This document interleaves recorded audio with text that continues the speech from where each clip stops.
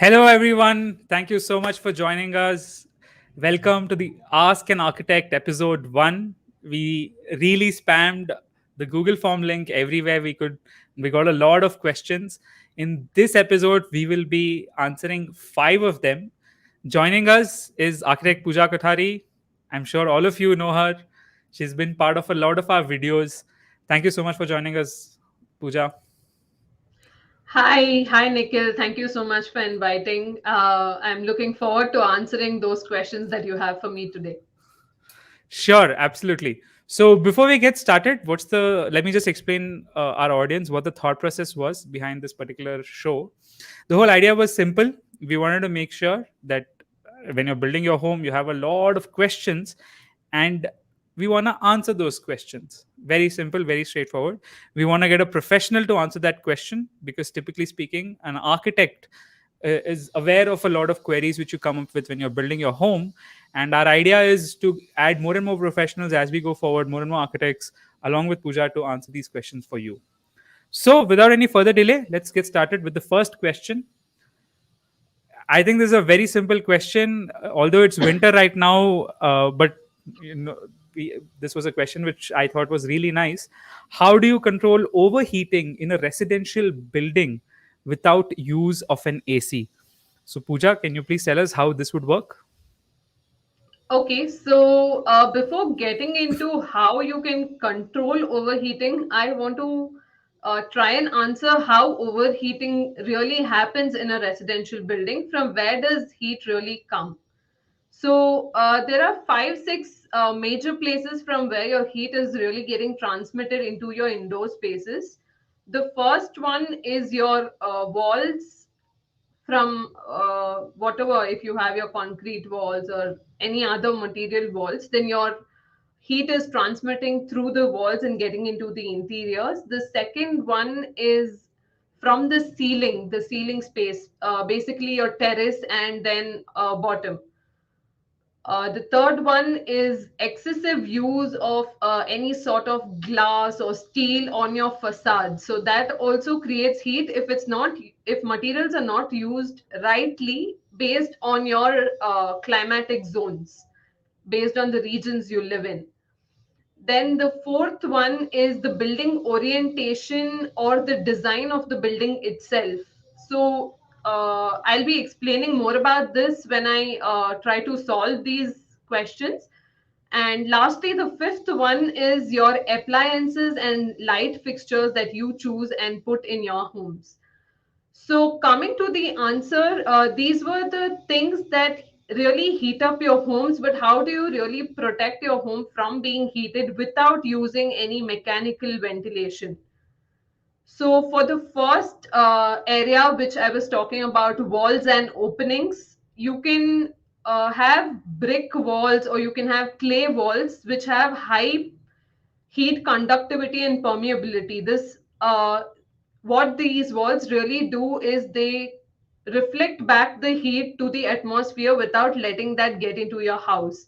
So for your walls you can use clay bricks or your mud bricks or any other similar material that has low heat transmissibility. Second thing, with the walls, you have your openings, which is your doors and windows.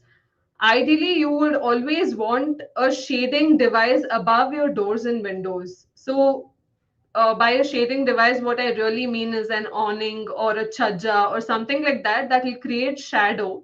And because of that, the heat which will come onto the glass surface will be reduced, thus reducing the heat coming inside your home. The second one that I spoke about was your ceilings or your roofs. So, for your roofs, if it is a flat roof like your terrace, what you can really do is you can apply a white coat of paint. So, this white coat of paint is basically a reflective surface for your solar radiations that will come onto the surface and reflect back without letting it go in. And if you have sloped roofs, then of course you can go for terracotta tiles, and this will, of course, you all know the properties of clay, and that helps cooling instead of heating the entire space. The third one that I was talking about was excessive use of metal or glass on your buildings, or excessive use of any material which is against the weather conditions for that particular region. For example, if you're in a cold region, then using glass would make sense because you would want to trap heat occasionally because it's very cold. But say you're in Rajasthan and you're cladding the building entirely with glass, then you're welcoming a lot of heat into your spaces, which is absolutely not right to do. So this is the kind of design change that I suggest, or the material change that I suggest when the temperatures are very different for different regions.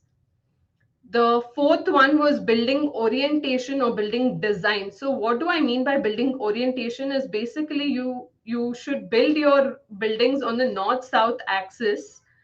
The orientation or the shape of your building should be such that it is self shading. The structure of your building itself creates shadow to other areas of your building. This shadow really helps you reduce the heat which will come in or on the surface.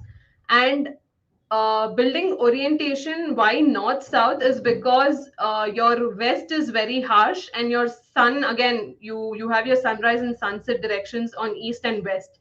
So these are the times when you will have the highest heat and light coming in. But your north and south has the lowest, because the sun is not directly coming, I mean your sun radiations are not directly coming on these sides. So you would ideally want more openings on your north side as compared to your west or south. So this way you can allow a lot of natural airflow into your house and at the same time cut off a lot of heat. And the last thing that I spoke about was with respect to the interiors, where you have a lot of heating appliances, or you have light fixtures that produce a lot of heat. So you need to just carefully choose the kind of light fixtures you will be installing in your interiors to reduce that heat amount. So, Nikhil, I think I've answered the first question, which is how can we control overheating in residential buildings without using AC?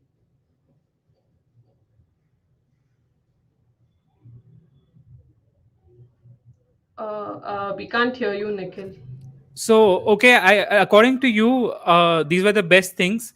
I had a comment, I think, related to the same question which came in when you were answering the question. I'd like to show it, which is Okay. S. Manoj. I think he says that good biophilic home design.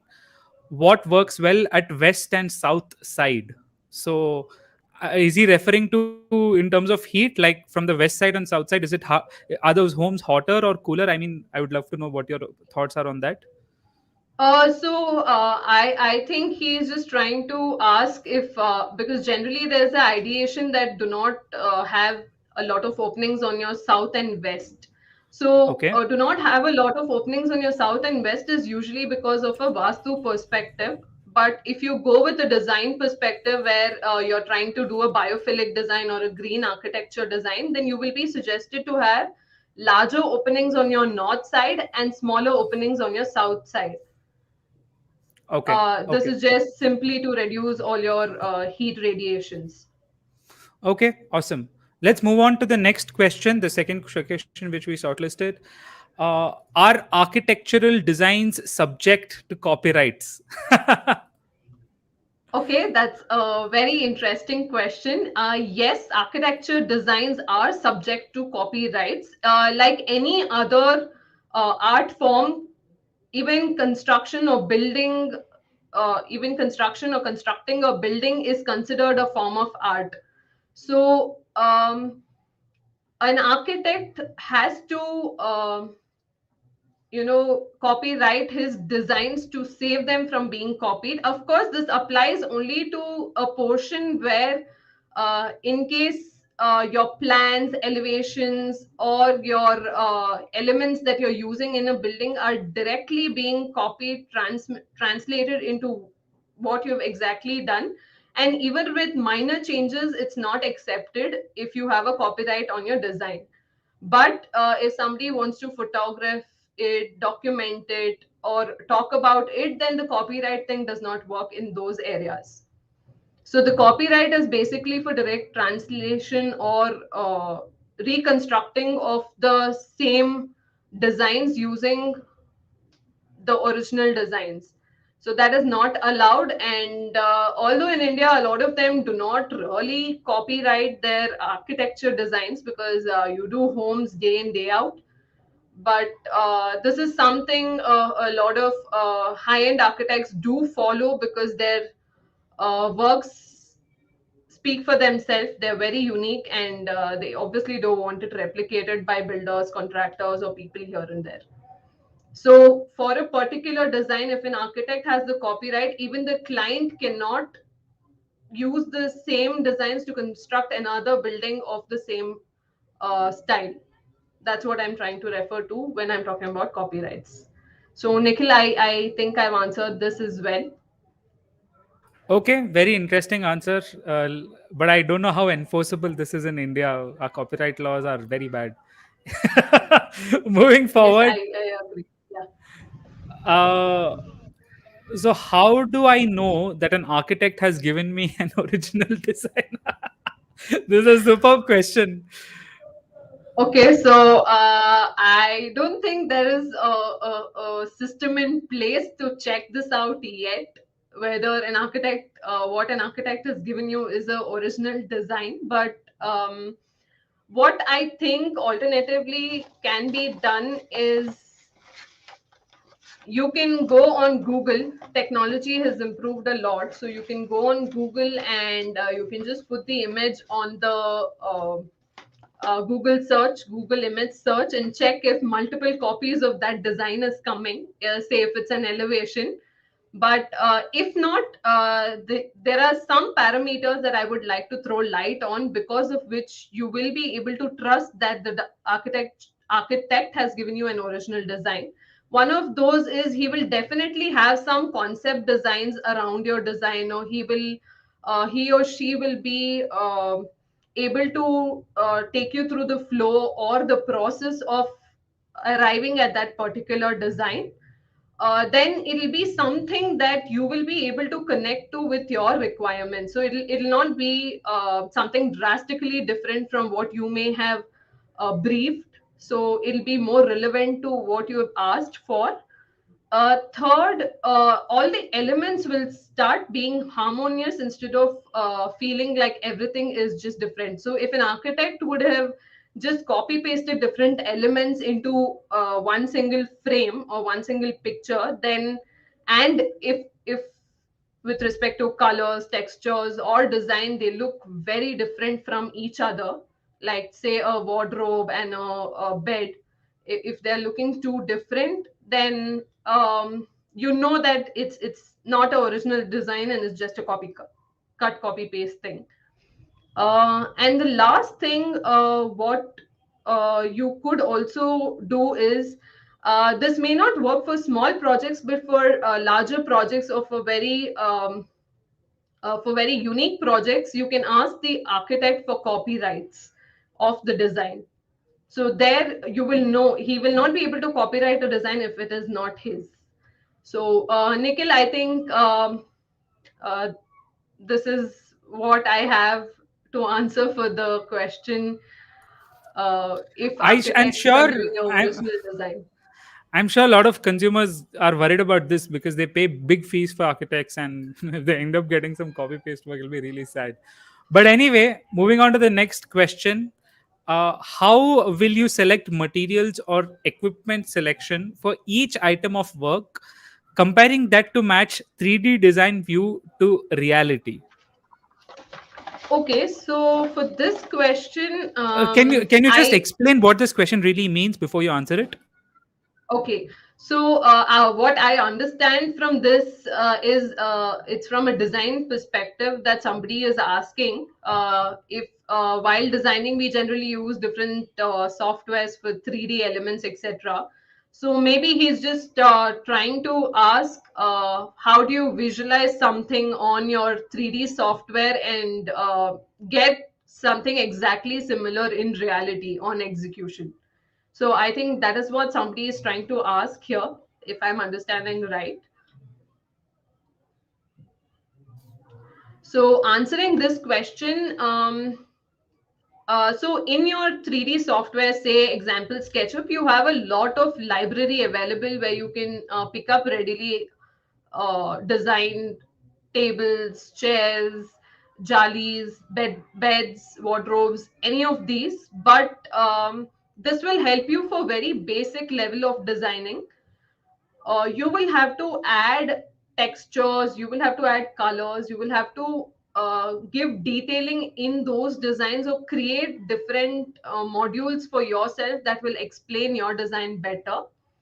Here, just to give you an example, what you could really do is, say you have picked a readily available 3D wardrobe, and you want some charcoal sheet texture over it. So you'll have to go back to reality, check the brochures of what kind of charcoal sheet design would you like to put, and then import that into your SketchUp, put that and make it more realistic. So it's basically going back and forth from your 3D to the reality and working around. And that's when you'll be able to really get a exact and precise feel of how the space looks. And that will also translate the same way in your execution, because you've picked from the brochures which are available in the market, as against some random colors and textures.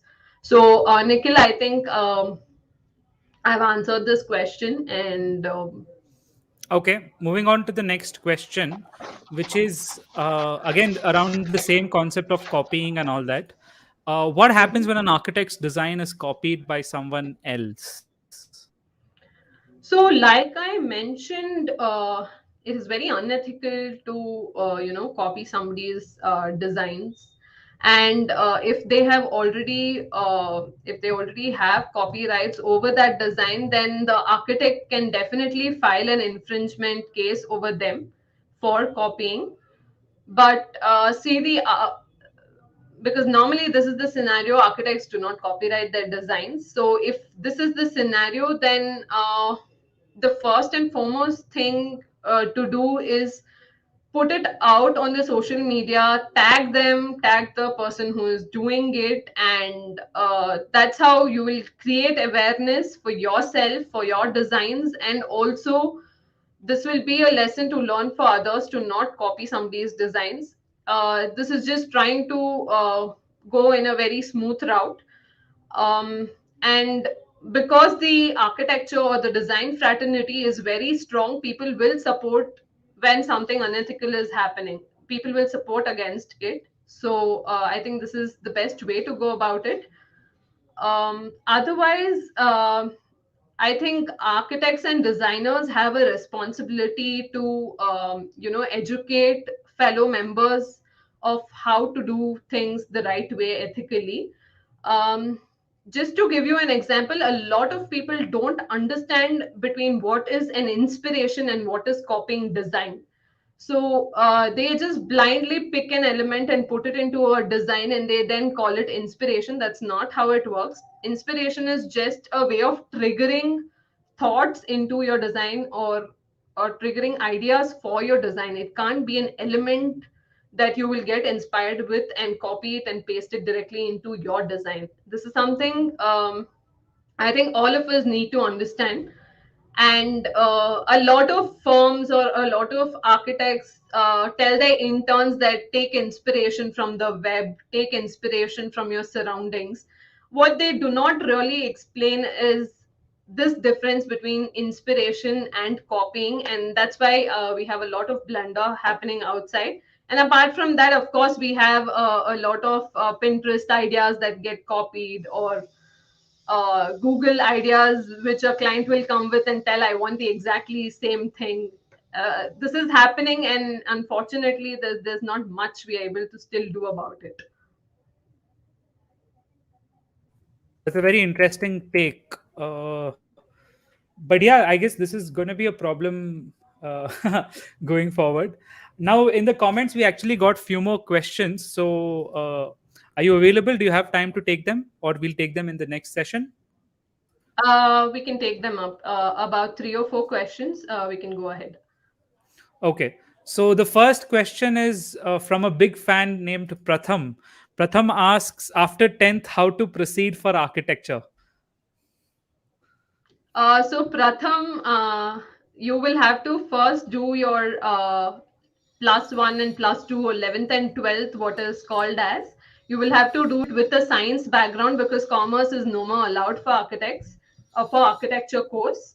So you will have to do a science plus one, plus two, or 11th and 12th. And in the science subject that you take, you will have to have maths and English as compulsory subjects to be able to appear for architecture course. And after that, definitely you will get into a 5 year BR course, and after the 5 hour BR course, you will be an architect. Which will be the exam he'll have to prepare for? NATA is the exam that you will have to give after your 12th. Okay. Pratham, I hope that answers your question. Moving on, we have uh, a person named Bhushan. Bhushan asks us why architects suggest a red brick over AAC block for low rise houses or bungalows. So, red bricks are one, they are cost effective. AAC blocks are an alternative to concrete blocks and not red bricks. So, red bricks are still going to be permeable. They are still going to allow for air to pass in. They are still going to keep your walls cooler. But your AAC are just a economical and greener alternative to using concrete. So that's the reason AAC is always suggested against concrete and not red bricks. Okay, interesting. Moving on to the next question. Gladiator King, very funny name, asks for the old granite cupboard, which doors can be used in kitchen for low cost? For the old granite cupboard, which doors can be used in kitchen? I guess he's asking for some granite shelves. He wants to cover it with a door and low cost. So, what's some options which he has available? So, over granite, you can probably have a steel frame, and on the steel frame, you can have any shutter, whether ply or any other material that you prefer. But ideally, you'll need a framing of steel around the granite cupboard. Perfect. Next, my question is again from Gladiator King. He asks us, is there any software to calculate making MS stand materials? So I guess he's asking the amount of material which you need in MS when you're creating a structure. Actually, I can answer this question because I come from a mechanical background, an industrial background. Gladiator King, you can use Fusion 360. It's a free, you can get a free license of that also if you're a student. Wherein once you create the MS frame in that, it will tell you the weight and the strength capacity and all those things. So just search Autodesk Fusion 360 and this should answer your question. So, guys, that's all for today. Thank you so much for joining us. Catch you again next week. We will be doing this weekly show, collecting a lot of questions from you. In the description is a Google form.